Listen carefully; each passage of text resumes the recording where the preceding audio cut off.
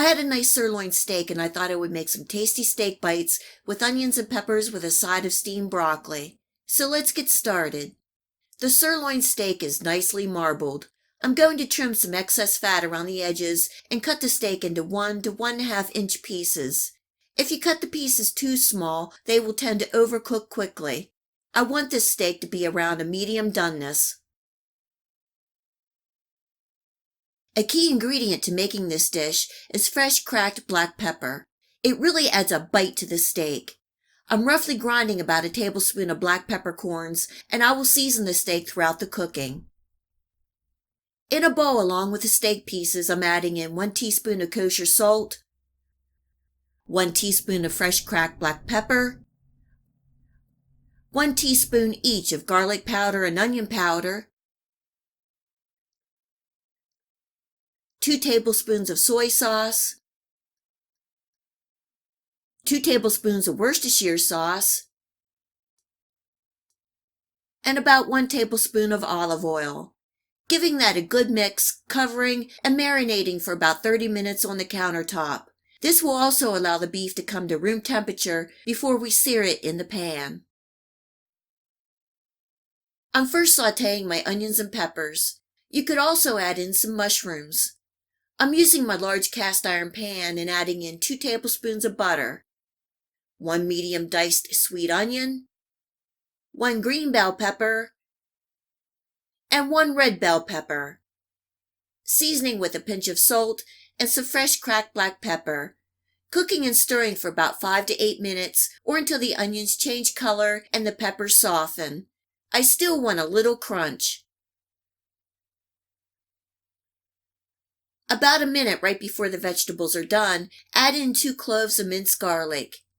When done, remove the onions and peppers from the pan and make sure there is no leftover garlic in the pan so it doesn't burn.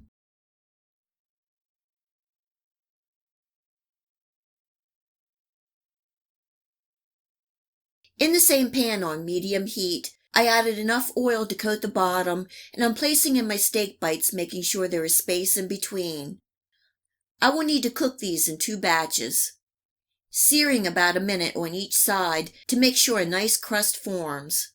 These are a nice size and will take about 3 to 4 minutes to cook. I'm looking for a medium doneness.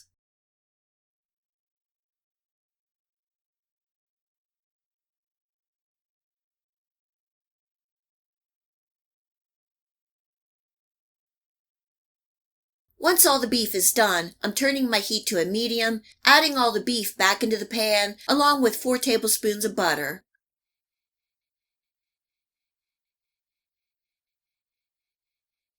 Giving everything a toss until the butter is melted, and then I'm adding in 3 cloves of minced garlic.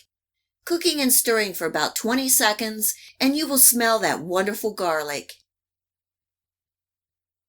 Sprinkling in a teaspoon more of that fresh cracked black pepper, and I'm adding in the onions and peppers.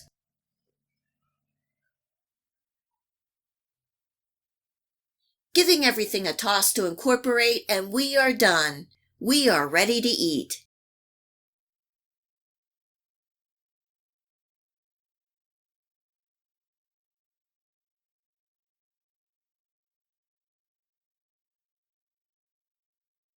This is such a rich and satisfying dish. A hungry man meal. Serving tonight with some steamed broccoli. A nice side salad and a piece of homemade bread would also be tasty.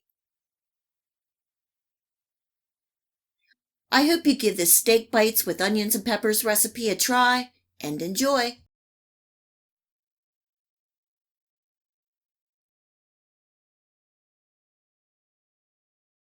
If you are a fan of Panda Express black pepper chicken, you are going to enjoy my copycat recipe for black pepper beef. It is the exact same recipe, but first I'm making the chili vinegar that Panda Express uses in their recipe. It's real simple to make, and we are just giving a little heat to the vinegar.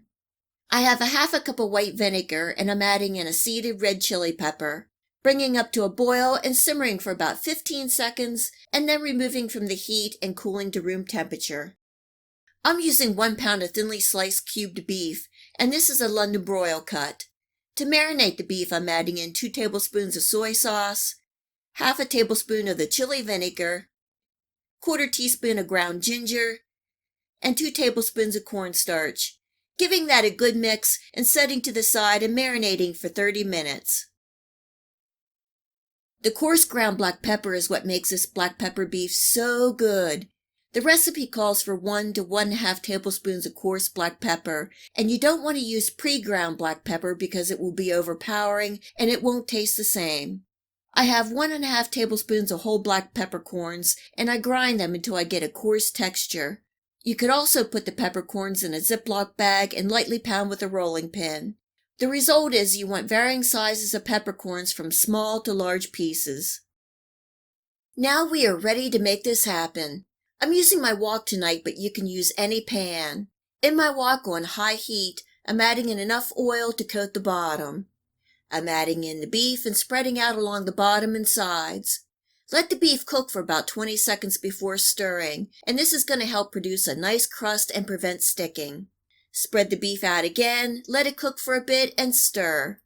Cooking and stirring for about a total of 5 to 7 minutes, or until the beef is done, and then removing from the pan.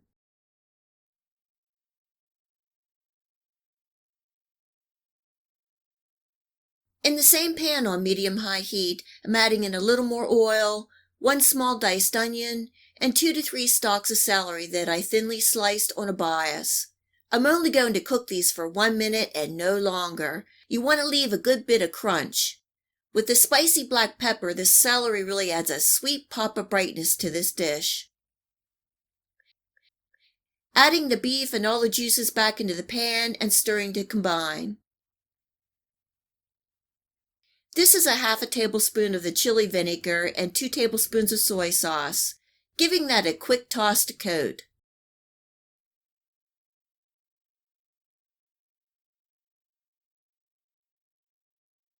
And finally, I'm adding in the fresh ground black pepper, and you can add the amount to your taste. Cooking and stirring for another 30 seconds, and it's ready to eat. This Copycat Panda Express black pepper beef recipe is simple, easy, and delicious. I also have other Panda Express copycat recipes on my channel, like the Panda Express orange chicken, the chicken and mushrooms, and of course the black pepper chicken. If you have a chance, please check them out. The beef is really tender, and the onions and celery add a nice combination and texture. The fresh ground black pepper is zesty and tasty. It really is addicting. I hope you give this Copycat Panda Express black pepper beef recipe a try, and enjoy. If you like this video recipe, please hit the like and subscribe button. Remember to hit the bell next to the subscribe to make sure that you get my future video recipes. You can also find me on Facebook and at my website. Feel free to share this recipe and my channel with your friends and family. And until next time, much love.